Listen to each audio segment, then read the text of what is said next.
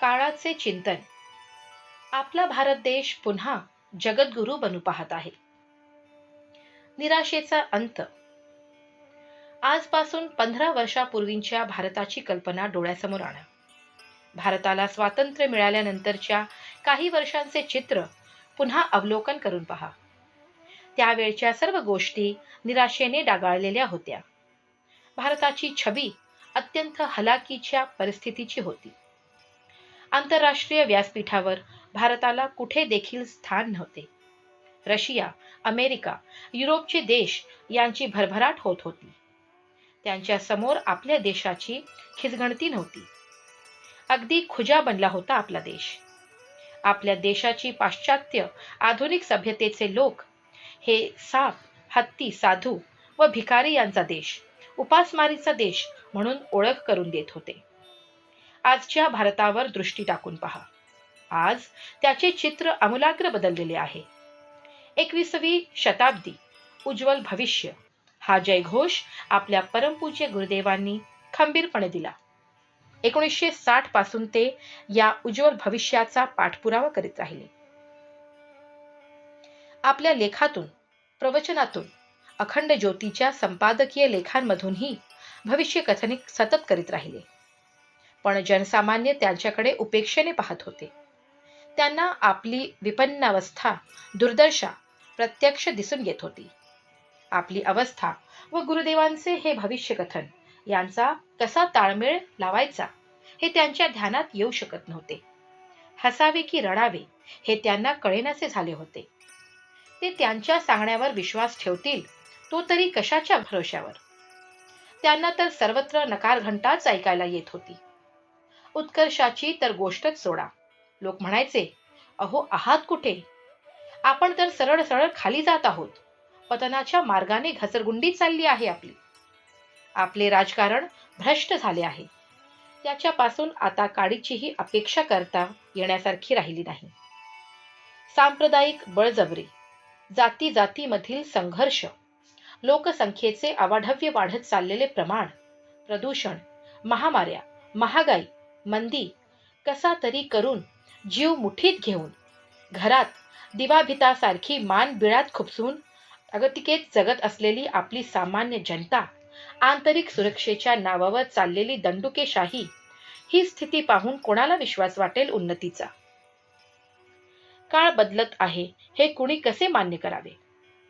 पण वास्तुस्थिती ही आहे की असे होत आहे, असे झाले आहे. आकडे पाहून जर विश्वास बसू शकत असेल तर तसे सांगता येईल. आपली ओळख एका महाशक्तीच्या रूपात. वास्तविक पाहता मागील 15 वर्षांच्या अवधीत भारतीय लोकशाही व जगातल्या अनेक क्षेत्रात भारताची प्रगती पाहता आपली छवी सुधारली आहे हे स्पष्ट दिसून येत आहे. भारत एक समृद्ध, शक्तिसंपन्न राष्ट्र बनू पाहत आहे. त्या दिशेने तो निरंतर दृढ पावलाने पुढे पुढे जात आहे. हे स्वप्न आपण पाहू शकतो.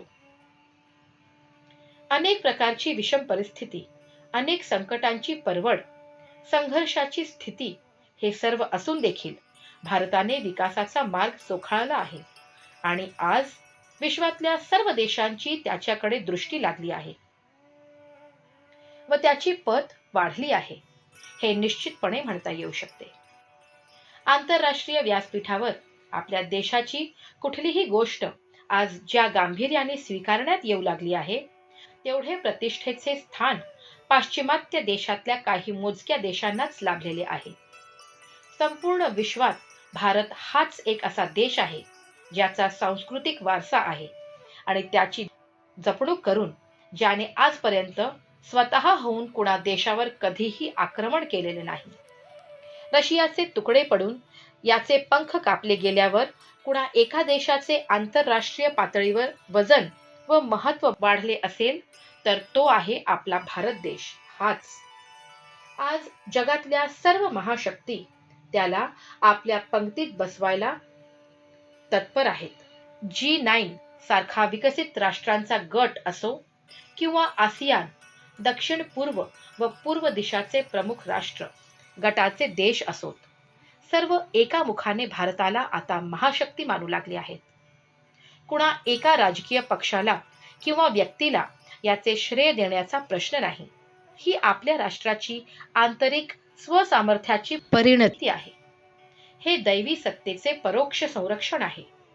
हिमालयातील ऋषींनी आपल्या तपश्चर्येचे दिलेले हे फळ आहे. हे जे काही आहे ते मुळात कार्य करीत आहे. मागल्या काही वर्षात चीन हा मोठी महाशक्ती म्हणून तोंड वर काढू लागला आहे. पण भारत देश त्याच्याही पुढे जाऊन विश्वातील एक परिपूर्ण महाशक्तीच्या रूपात तो मान ताठ करून उभा राहू लागला आहे. त्याची ही प्रगती पाहून आगामी दशकातच भारत विश्वात एक मुख्य आर्थिक शक्ती म्हणून अग्रगण्य मानला जाईल. मोठ्या मोठ्यांना तो मागे टाकेल हे प्रत्यक्षात दिसून येत आहे. आपली पत वाढली आहे. विविधतेत एकता हे आपले राष्ट्रीय व्यक्तिमत्व भारताने कायम राखले आहे. कितीतरी संप्रदायवादी घरफोड्या शक्तींशी झुंज देत देशाच्या शांतीमध्ये त्यांनी उत्पन्न केलेल्या विघ्नांशी, अशांतीशी धैर्याने तोंड देत व त्यावर मात करीत व स्वातंत्र्यानंतरच्या देशातल्या अत्यंत गुंतागुंतीच्या परिस्थितीशी वेळोवेळी संघर्ष करीत भारताने आपली मूळ धर्मनिरपेक्षतेची छवी कायम राखण्यास भरघोस यश मिळवले आहे.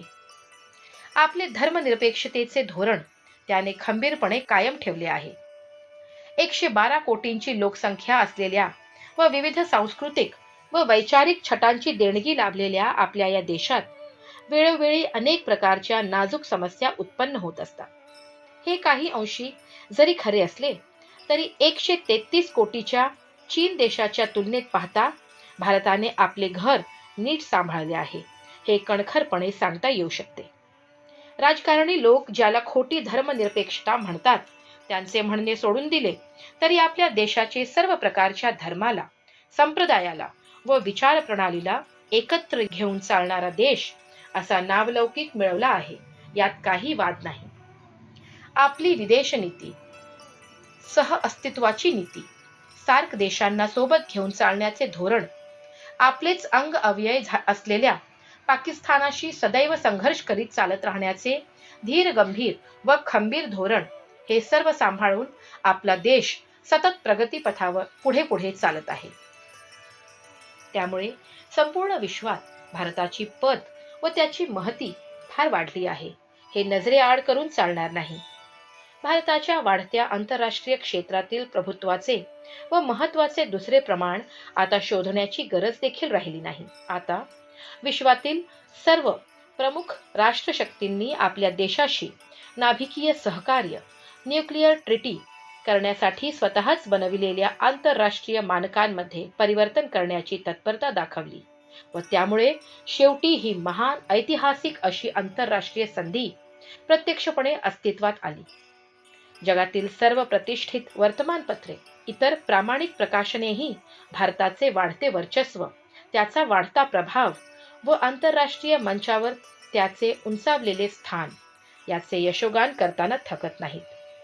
पाश्चिमात्य राष्ट्रात आता कुणाला भारताविषयी ज्ञान नसणे ही एक प्रकारे त्यांच्या व्यक्तिमत्वाच्या अयोग्यतेची बाब आहे असे मानण्यात येऊ लागले आहे. भारताची संस्कृती, त्याची सभ्यता, त्याचा इतिहास, त्याचे वाङ्मय यावर विश्वभरातील विश्वविद्यालयांमधून गंभीर शोध कार्य सुरू आहे.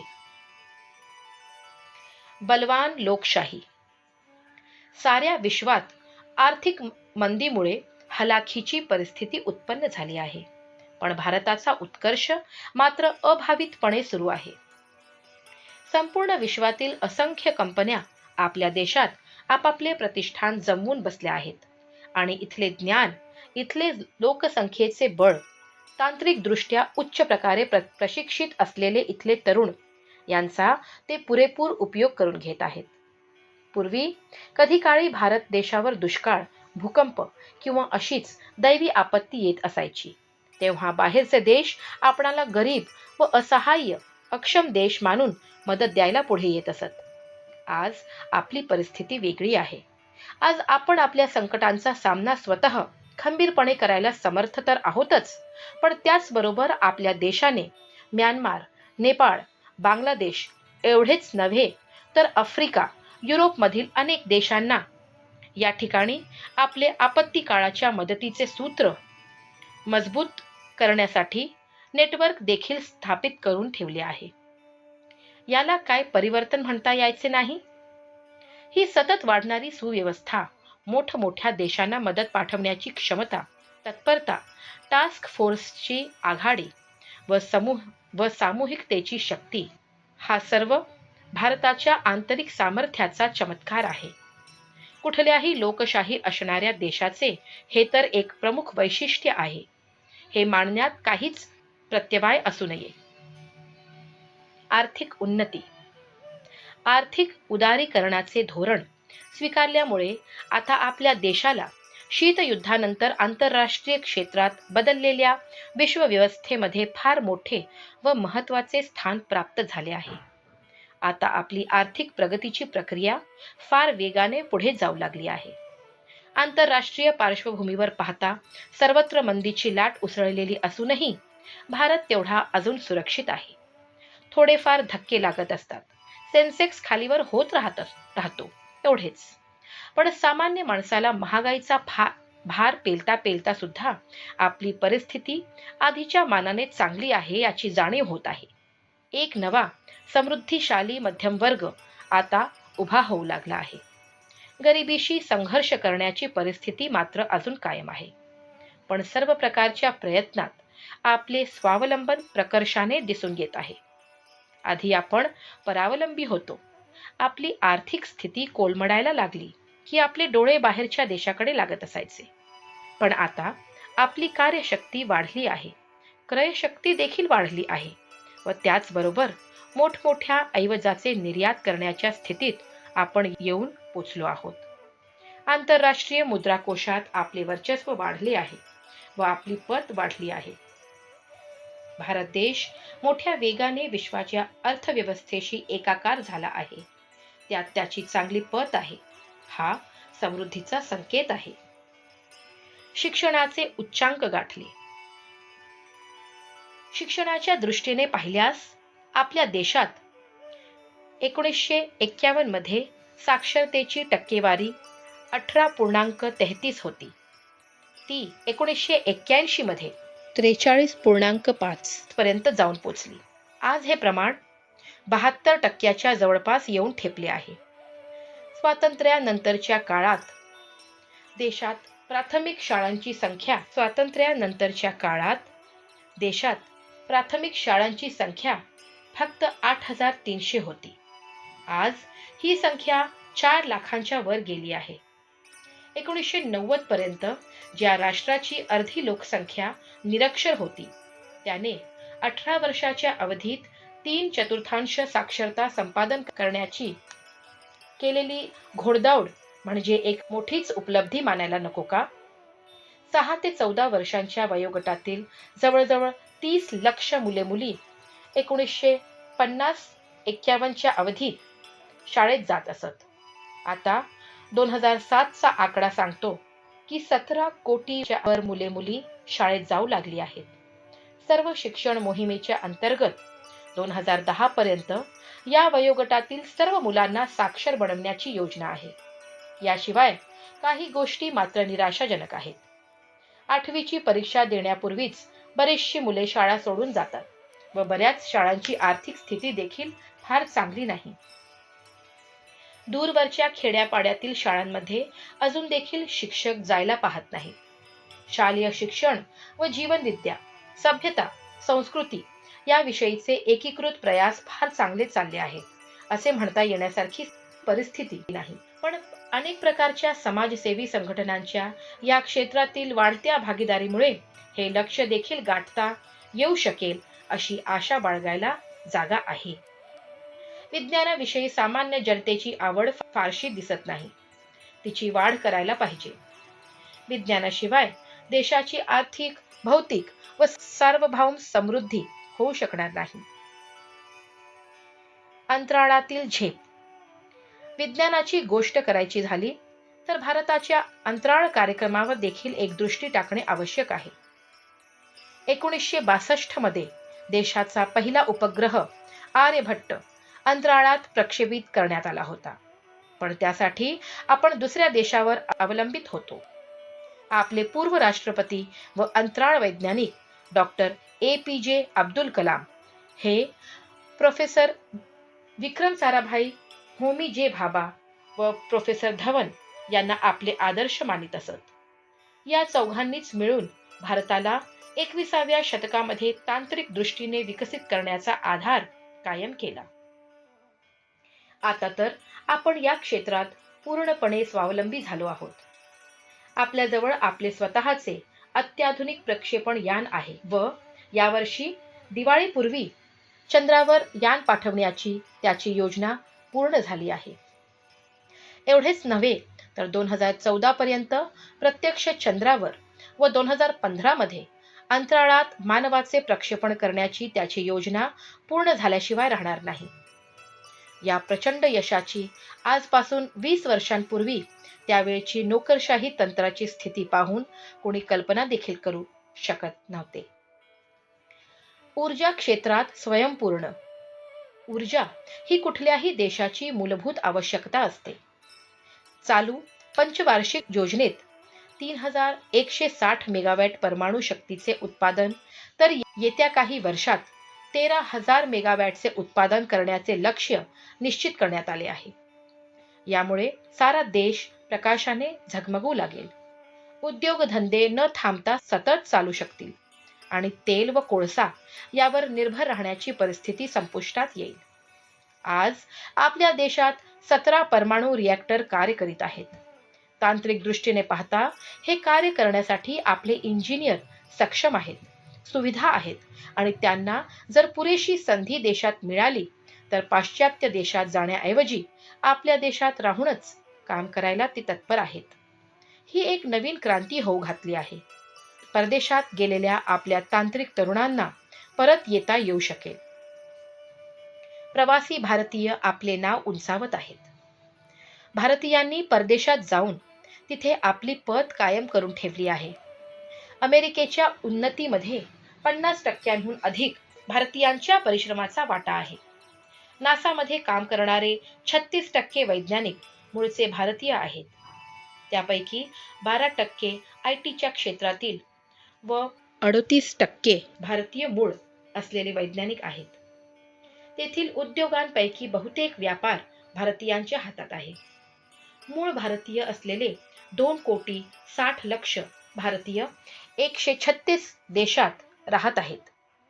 यापैकी 19 लक्ष कॅनडा व अमेरिका येथे, 2.5 लक्ष ऑस्ट्रेलियामध्ये, 1.6 लक्ष ब्रिटनमध्ये तर 1 लक्ष जर्मनीमध्ये, 20,000हून जास्त रशियामध्ये तर इतर युरोपीय देशात 75,000वर कायम वास्तव्य करून राहत आहेत.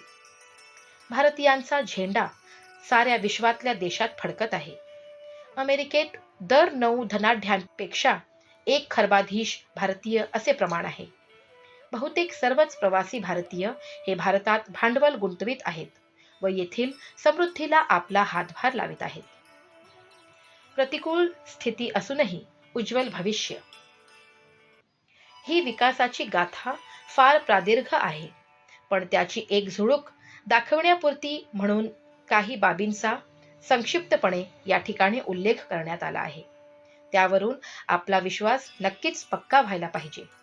भारताला एकेकाळी सोन्याचा पक्षी म्हणून ओळखत असत. तोच भारत पुन्हा त्याच वैभवाला प्राप्त करीत आहे. एवढेच नव्हे तर तो जगद्गुरूच्या पात्रतेला जाऊन पोचणार आहे. भारताचा योग, अध्यात्म, ध्यान साऱ्या विश्वात जादूप्रमाणे पसरत आहे. भारतात प्रतिकूल परिस्थिती, विषम स्थिती आहे. अनेक विचित्र घटना घडू लागल्या आहेत. लोकसभेमध्ये नोटाची बंडले दाखवण्यात येऊ लागली आहेत. भ्रष्टाचार आतोनात वाढला आहे. पण एक गोष्ट मात्र दिसते, बदल निश्चितपणे येऊ लागला आहे. त्यामुळे ती विषम परिस्थिती देखील बदलेल व सर्व काही सुरळीत होईल. एक स्वच्छ पर्यावरण असलेले भ्रष्टाचार मुक्त विकसित राष्ट्र वर येऊ लागले आहे. याचा विकास कोण थोपवू शकेल बरे? हे तर कळेलच, पण या देशाच्या मागे ऋषींच्या तपोबळाचे पाठबळ आहे हे विसरून चालता येणार नाही. एवढे मात्र खरे.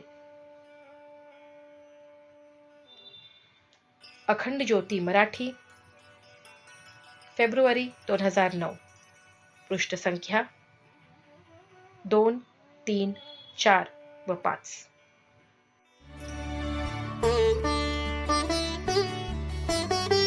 व्हिडिओ आवडल्यास लाईक आणि शेअर करा. विचार क्रांती मराठी चॅनेलचे सदस्य होण्यासाठी सबस्क्राईब बटनवर क्लिक करा. आम्ही अपलोड केलेल्या व्हिडिओची सूचना प्राप्त करण्यासाठी बेल आयकॉनवर क्लिक करा.